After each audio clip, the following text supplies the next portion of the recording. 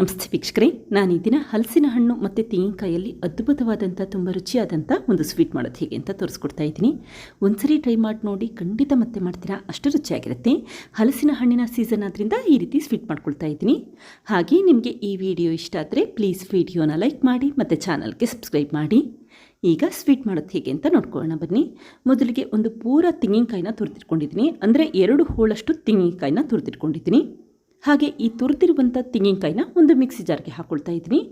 ನಂತರ 1 ಕಪ್ಪಷ್ಟು ತಣ್ಣೀರನ್ನು ಹಾಕಿ ಆದಷ್ಟು ನುಣ್ಣಗೆ ರುಬ್ಬಿಟ್ಕೊಳ್ಳಿ. ಈ ಸಮಯದಲ್ಲಿ ಸ್ವಲ್ಪ ನೀರಿನ ಪ್ರಮಾಣ ಜಾಸ್ತಿ ಮಾಡಿಟ್ಕೊಳ್ಳಿ, ಆವಾಗ ತೆಂಗಿನ ಹಾಲು ಕೂಡ ಚೆನ್ನಾಗಿ ಬರುತ್ತೆ. ಈಗ ನೋಡಿ, ರುಬ್ಬಿರುವಂಥ ತೆಂಗಿನಕಾಯಿ ಮಿಶ್ರಣ ರೆಡಿಯಾಗಿದೆ. ಆದಷ್ಟು ಈ ರೀತಿ ಸ್ವಲ್ಪ ನುಣ್ಣಗೆ ರುಬ್ಬಿಟ್ಕೊಳ್ಳಿ.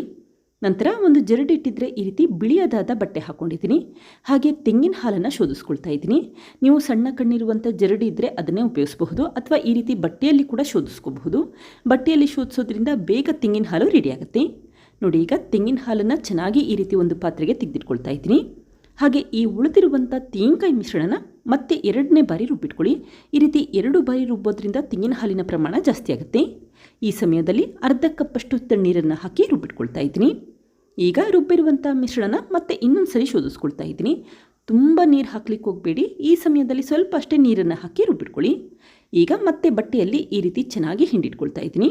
ನೋಡಿ, ತೆಂಗಿನ ಹಾಲು ಎಷ್ಟು ಚೆನ್ನಾಗಿ ಬರ್ತಾ ಇದೆ.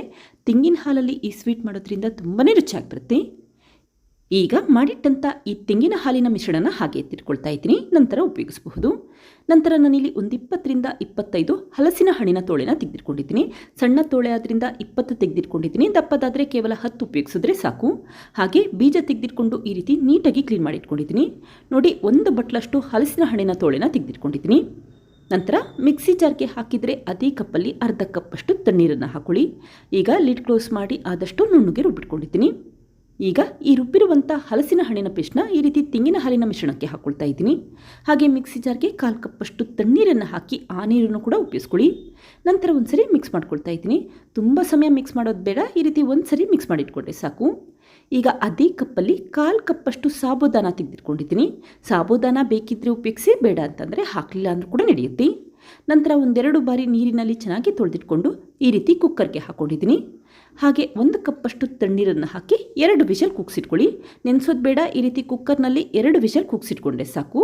ಹಾಗೆ ತುಂಬ ಬೆಂದಿರಬಾರ್ದು. ನೋಡಿ, ಈ ರೀತಿ 90% ಅಷ್ಟು ಬೆಂದಿದ್ರೆ ಸಾಕು.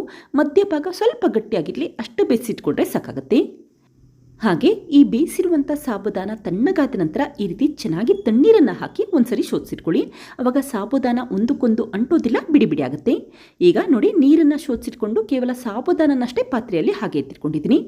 ನಂತರ ಮೊದಲೇ ಮಾಡಿಟ್ಟಂಥ ತೆಂಗಿನ ಹಾಲು ಮತ್ತು ಹಲಸಿನ ಹಣ್ಣಿನ ಮಿಶ್ರಣನ ಈ ರೀತಿ ಒಂದು ಪಾತ್ರೆಗೆ ಎತ್ತಿಟ್ಕೊಂಡಿದ್ದೀನಿ. ಹಾಗೆ ಬೇಯಿಸಿಟ್ಟಂಥ ಸಾಬುದಾನ ಕೂಡ ಹಾಕೊಳ್ಳಿ. ನಂತರ ಒಂದ್ಸರಿ ಚೆನ್ನಾಗಿ ಮಿಕ್ಸ್ ಮಾಡಿಕೊಂಡು ಉರಿನ ಲೋ ಫ್ಲೇಮಲ್ಲಿ ಇಟ್ಕೊಂಡು ಒಂದು 5 ನಿಮಿಷ ಬೇಲಿಕಿಟ್ಕೊಳ್ಳಿ. ಆವಾಗ ಸಾಬುದಾನ ಚೆನ್ನಾಗಿ ಬೆಂದಿರುತ್ತೆ ಅಂತಷ್ಟೇ.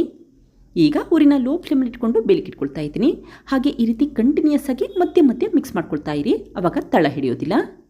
ಇದೇ ಸಮಯದಲ್ಲಿ ಮತ್ತೊಂದು ಪಾತ್ರೆಗೆ ಅರ್ಧ ಕಪ್ಪಷ್ಟು ಪುಡಿ ಮಾಡಿರುವಂಥ ಬೆಲ್ಲ ಹಾಕ್ಕೊಳ್ತಾ ಇದ್ದೀನಿ.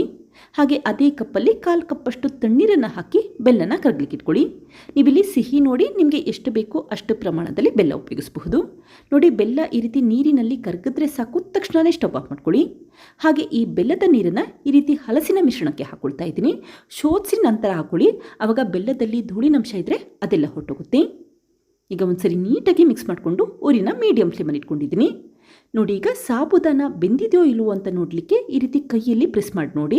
ಮಧ್ಯದಲ್ಲಿ ಗಟ್ಟಿ ಇರಬಾರ್ದು ಮತ್ತು ಸಾಫ್ಟ್ ಆಗಿರಬೇಕು, ಆವಾಗ ಚೆನ್ನಾಗಿ ಬೆಂದಿದೆ ಅಂತ ಅರ್ಥ. ಈಗ ನೋಡಿ, ಸಾಬುದಾನ ಚೆನ್ನಾಗಿ ಬೆಂದಿದೆ.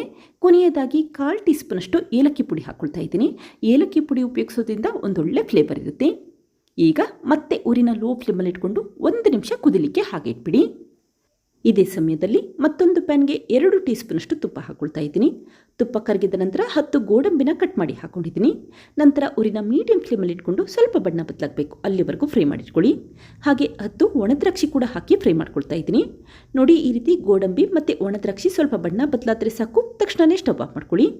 ಹಾಗೆ ಈ ಫ್ರೈ ಮಾಡಿಟ್ಟಂಥ ಗೋಡಂಬಿ ಮಿಶ್ರಣನ ಈ ರೀತಿ ಸ್ವೀಟ್ ಮಿಶ್ರಣಕ್ಕೆ ಹಾಕಿ ಮಿಕ್ಸ್ ಮಾಡ್ಕೊಳ್ತಾ ಇದ್ದೀನಿ. ನಂತರ ಊರಿನ ಮೀಡಿಯಂ ಫ್ಲೇಮಲ್ಲಿ ಇಟ್ಕೊಂಡು ಒಂದು ಕುದಿ ಕುದಿಸಿಟ್ಕೊಳ್ಳಿ. ನೀವು ಈ ಸ್ವೀಟ್ನ ಹಲಸಿನ ಹಣ್ಣಿನ ಪಾಯಸ ಅನ್ಬಹುದು, ಅಥವಾ ಹಲಸಿನ ಹಣ್ಣು ಮತ್ತು ತೆಂಗಿನಕಾಯಲ್ಲಿ ಮಾಡಿದಂಥ ಸ್ವೀಟ್ ಅಥವಾ ಪಾಯಸ ಅಂತ ಕೂಡ ಅನ್ಬಹುದು. ಒಂದ್ಸರಿ ಟ್ರೈ ಮಾಡಿ ನೋಡಿ, ತುಂಬಾ ರುಚಿಯಾಗಿರುತ್ತೆ. ಯಾವಾಗ ಈ ರೀತಿ ಪಾಯಸ ಅಥವಾ ಖೀರು ಕುದಿಲಿಕ್ಕೆ ಶುರುವಾಗುತ್ತೆ ಆವಾಗ ತಕ್ಷಣವೇ ಸ್ಟವ್ ಆಫ್ ಮಾಡ್ಕೊಳ್ಳಿ. ಈಗ ಈ ಪಾತ್ರೆನ ಹೊರಗಡೆ ತಿಟ್ಕೊಂಡಿದ್ದೀನಿ. ನೋಡಿ ಎಷ್ಟು ಚೆನ್ನಾಗಿ ಬಂದಿದೆ ಅಂತ ಗೊತ್ತಾಗ್ತಾ ಇದೆ. ನಿಮಗೆ ಇನ್ನೂ ಗಟ್ಟಿ ಬೇಕು ಅಂತಂದರೆ ನೀರಿನ ಪ್ರಮಾಣ ಸ್ವಲ್ಪ ಕಡಿಮೆ ಮಾಡ್ಕೋಬಹುದು. ಹಾಗೆ ಈ ಸ್ವೀಟ್ ತಣ್ಣಗಾದ ನಂತರ ಇನ್ನೂ ಕೂಡ ಗಟ್ಟಿಯಾಗುತ್ತೆ. ಈಗ ಮಾಡಿಟ್ಟಂಥ ಈ ಸ್ವೀಟ್ ಮಿಶ್ರಣನ ಈ ರೀತಿ ಬೌಲ್ಗೆ ಹಾಕ್ಕೊಂಡಿದ್ದೀನಿ. ನೋಡಿ ಎಷ್ಟು ಪರ್ಫೆಕ್ಟಾಗಿ ಬಂದಿದೆ. ಸಾಬೂದಾನ ಒಂದಕ್ಕೊಂದು ಅಂಟಿರೋದಿಲ್ಲ, ಬಿಡಿ ಬಿಡಿ ಆಗುತ್ತೆ. ಹಾಗೆ ನಾನು ಮೊದಲೇ ಹೇಳಿದಾಗೆ ಸಾಬೂದಾನ ಇಲ್ಲಿ ಆಪ್ಷನಲ್, ಬೇಕಿದ್ದರೆ ಉಪಯೋಗಿಸಿ, ಬೇಡ ಅಂತಂದರೆ ಹಾಕಲಿಲ್ಲ ಅಂದರೂ ಕೂಡ ನಡೆಯುತ್ತೆ. ಕೇವಲ ಹಲಸಿನ ಹಣ್ಣು ಮತ್ತು ತೆಂಗಿನಕಾಯಿ ಉಪಯೋಗಿಸಿದ್ರೂ ಕೂಡ ತುಂಬಾ ರುಚಿಯಾಗಿರುತ್ತೆ. ನೋಡಿದ್ರಲ್ಲ ಫ್ರೆಂಡ್ಸ್, ಎಷ್ಟು ಸುಲಭವಾಗಿ ಹಲಸಿನ ಹಣ್ಣು ಮತ್ತು ತೆಂಗಿನಕಾಯಲ್ಲಿ ಅಮೃತದಷ್ಟೇ ರುಚಿಯಾದ ಒಂದು ಪಾಯಸ ಯಾವ ರೀತಿ ಮಾಡಿದೆ ಅಂತ ಗೊತ್ತಾಯ್ತಲ್ವಾ? ನೀವು ಕೂಡ ಟ್ರೈ ಮಾಡಿ ನೋಡಿ. ಮನೆಯವ್ರಿಗಂತೂ ತುಂಬಾ ಇಷ್ಟ ಆಗುತ್ತೆ, ಮತ್ತೆ ಮತ್ತೆ ಕೇಳ್ತಾ ಇರ್ತಾರೆ. Thank you. ಲೈಕ್ ಮಾಡಿ ಮತ್ತು ಸಬ್ಸ್ಕ್ರೈಬ್ ಮಾಡಿ.